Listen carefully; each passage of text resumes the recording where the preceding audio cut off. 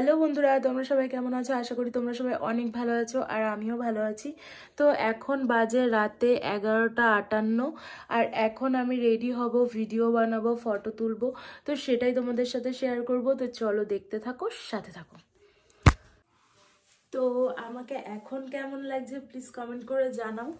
তো এখন আমি নর্মাল একটা সালোয়ার পরে আছি। তো আমাকে কেমন লাগছে প্লিজ কমেন্ট করে জানাও।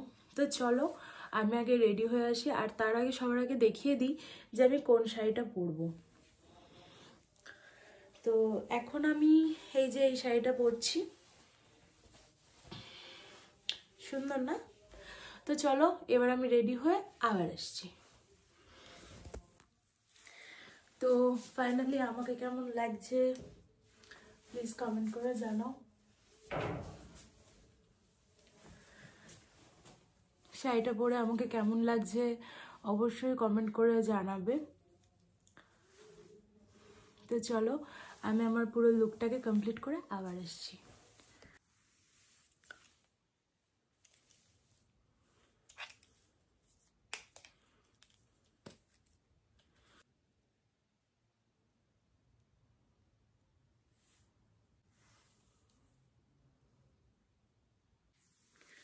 তো ফাইনালি আমি রেডি হয়ে গেছি।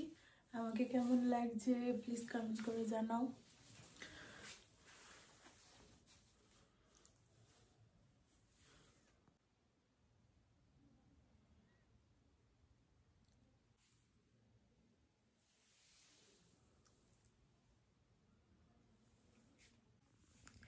তো আমাকে কেমন লাগছে প্লিজ কমেন্ট করে জানিও। ভালো লাগলে একটা কমেন্ট করে দিও আর লাইক করে দিও।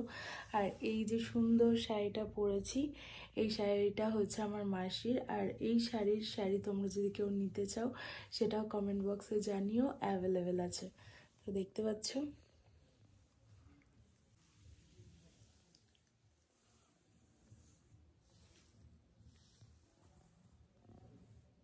তো আমার এই ফুল লুকটা কি করে তোমাদের সাথে শেয়ার করব বুঝতেই পারছি না।